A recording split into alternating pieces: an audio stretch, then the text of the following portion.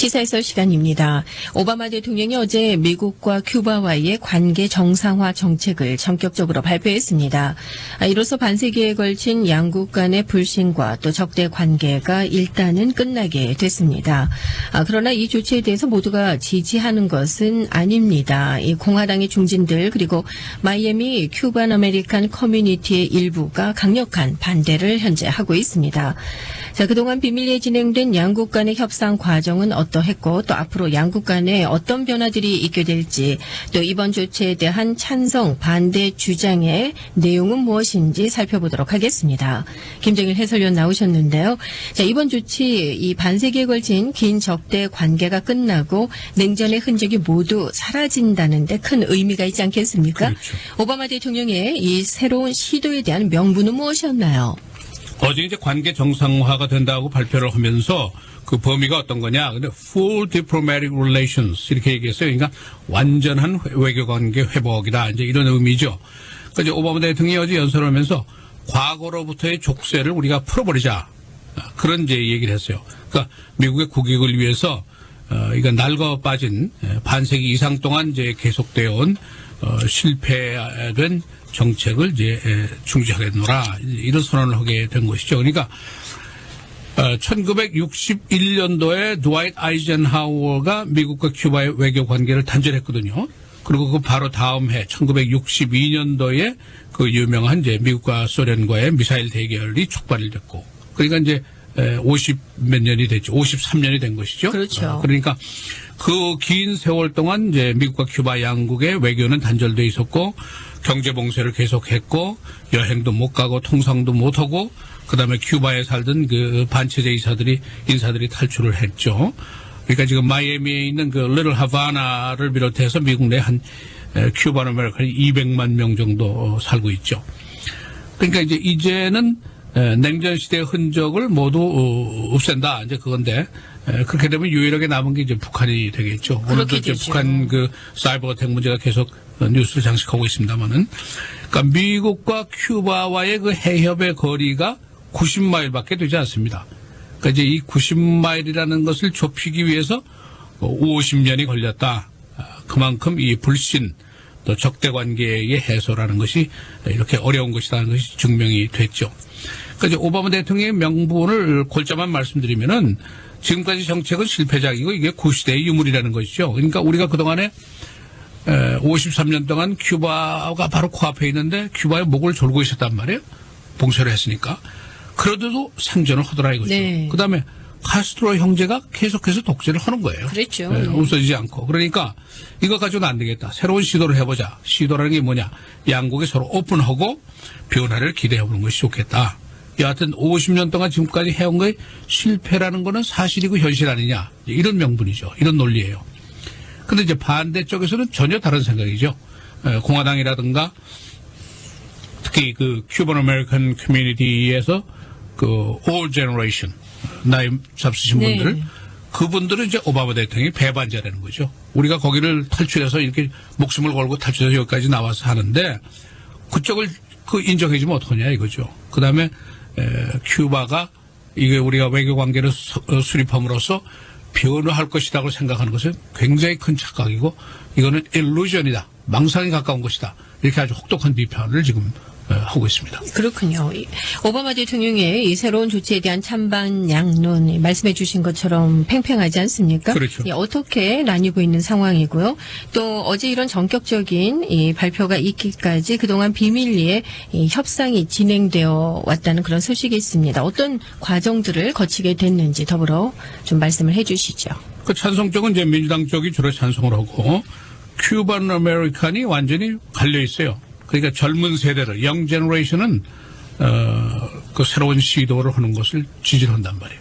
그 대신에 이제 반대하는 쪽은 공화당 쪽의 중진들하고 큐반 아메리칸 커뮤니티의 올 제너레이션, 나이 잡수신 네. 분들, 그런 분들이 이제 반대를 하고 있죠. 그러니까 오바마 대통령으로서도 이게 정치적으로 하나의 모험일 수도 사실은 있다. 이제 이런 지적이 나오죠. 그러니까 새로운 시대적인 시도를 하는데 지금 여론조사를 해보니까 미국 국민들 중에 한 60%는 새로운 시도하는 것을 찬성을 하고 있어요. 그러니까 과반수 이상이죠.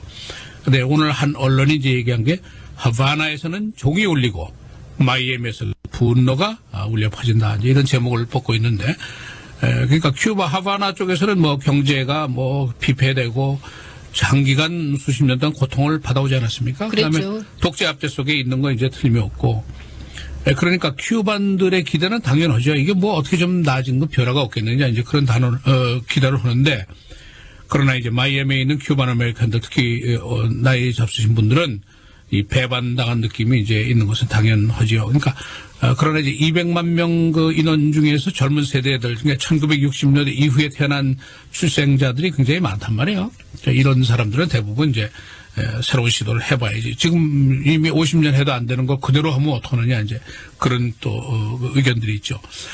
그러니까 오바마 대통령이 이제 제2기에 들어서면서 큐바 관계 정상화를 추진하겠다는 생각을 확실하게 했어요.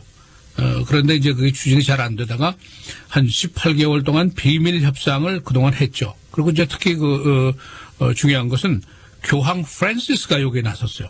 그래서 이 프란시스 교황이 굉장히 적극적으로 지지를 하고 양측에다가 이 친필로 된 사신도 여러 번 보낸 걸로 그렇게 되어 있죠. 그리고 큐바는 뭐 지금 그 대부분이 카톨릭이니까 그래서 이제 그 교황의 지원도 이번 성사대인데 큰 힘을 발휘했다 이제 그런 지적입니다. 그러니까 이제 앞으로 어떻게 될 것이냐 외교 관계가 수립이 되니까 대사관도 교환하고 통상도 하고 송금도 하고 지금도 뭐 제한적으로는 이제 큐바 아메리칸들이 큐반에 송금을 하지만은 이게 확대되겠죠. 여행, 뭐 공연단 교환이라든가 이제 크레딧 카드 미국에서 쓰는 거를 그 크레딧 카드가 큐바에서도 앞으로 쓸 수 있도록 이제 그런 조치가 됩니다. 그러나 이제 완전한 여행 자유화는 지금 법으로 제약이 되어 있는데 이 법을 고치지 못한단 말이에요. 왜냐하면 의회가 이제 공화당 다수가 돼 있잖아요. 그러니까 이게 시간이 걸리게 되겠죠. 오바마 대통령이 이제 수요일 날 어제 발표를 하기 전에 화요일에 그 라울 카스트로 큐바 대통령하고 직접 전화를 했어요. 근데 두 사람이 45분 동안이나 통화를 했다는 보도입니다. 구체적인 내용, 네. 통화 내용은 밝혀지지 않았습니다만은 장시간에 걸쳐서 이제 통화를 했다는 것이죠. 그리고 여기에 앞서서 이제 미국하고 큐바 양측이 서로 가지고 있던 그 감금해놓고 있던 포로들을 교환했어요.